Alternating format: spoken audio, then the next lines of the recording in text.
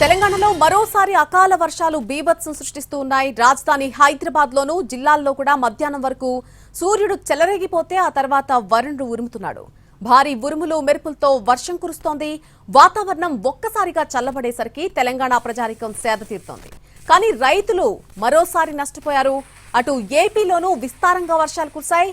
Cumulonimbus మేఘాల ప్రభావంతో వర్షాలు కురుస్తున్నట్టుగా వాతావరణ కేంద్రం ప్రకటించింది. హైదరాబాద్ లో పలు ప్రాంతాల్లో భారీ వర్షం పడింది. అబిడ్స్, నాంపల్లి, బేగం బజార్, బంజారాహిల్స్, జూబ్లీహిల్స్ లో కుండపోతగా వర్షం కురిసింది. పటాన్ చెరు, కుకట్పల్లి, ఖైరతాబాద్, సికింద్రాబాద్, కోటి, మెహదీపట్నం, మాదాపూర్, గచ్చిబౌలిలో భారీ వర్షం పడింది.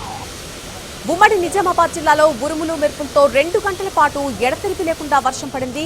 ఇందల్వాయి, డిచ్పల్లి, సదాశివనగర్, కామారెడ్డి, దగ్గి, జుక్కల్లో భారీ వర్షం కురిసింది. ఇక రోడ్లపై ఆరబోసినటువంటి ధాన్యం అకాల వర్షానికి తడిసిపోయింది. బీబీపూర్ తండా, గన్నారం, డిచ్పల్లిలో రోడ్లపై ఆరబోసినటువంటి ధాన్యం తడిసి ముద్దైంది. కామారెడ్డి జిల్లాలోనూ ఒక్కసారిగా వాతావరణం మారిపోయింది. కామారెడ్డి, గాంధారిలో భారీ వర్షం కురిసింది. ఈదురుగాలులతో కూడినటువంటి వర్షం పడింది. సంగారెడ్డి, మెదక్, వికారాబాద్, సిద్దిపేట, వికారాబాద్ జిల్లాల్లో భారీ వర్షాలు కురిశాయి. యాదాద్రి, భువనగిరి జిల్లా తుర్కపల్లిలో ఈదురుగాలులకు చెట్లు నేలకొరిగాయి.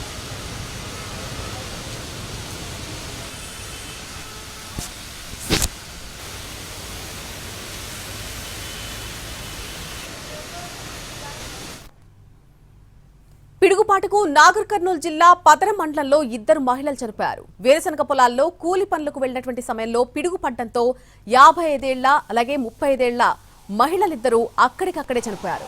మరొక మహిళ సుంకరి లక్ష్మమ్మ తీవ్రంగా గాయపడింది. ఆమెను హుటాహుటిన ప్రభుత్వ హాస్పిటల్కు తరలించారు.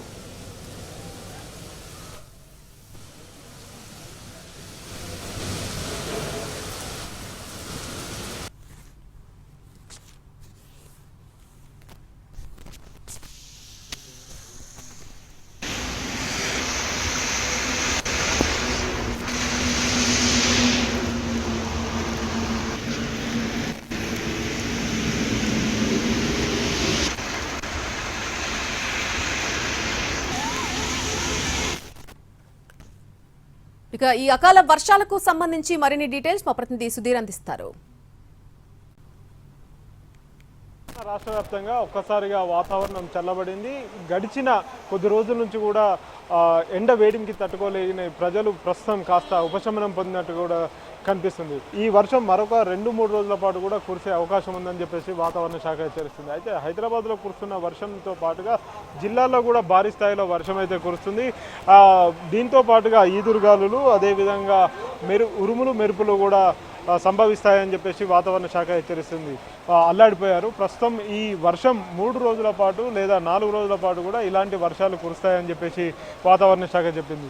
అయితే ఇందుకు సంబంధించి క్యూములోనింబస్ మేఘాలు ఏవైతే ఉన్నాయో క్యూములోనింబస్ మేఘాలు ఏర్పడడంతో వాతావరణంలో ఒక్కసారిగా మార్పులు సంభవించాయని చెప్పేసి వాతావరణ శాఖ చెప్తూనే ఉంది. క్యూములోనింబస్ మేఘాల కారణంగానే వర్షం ఏకదాటిగా కురుస్తుంది.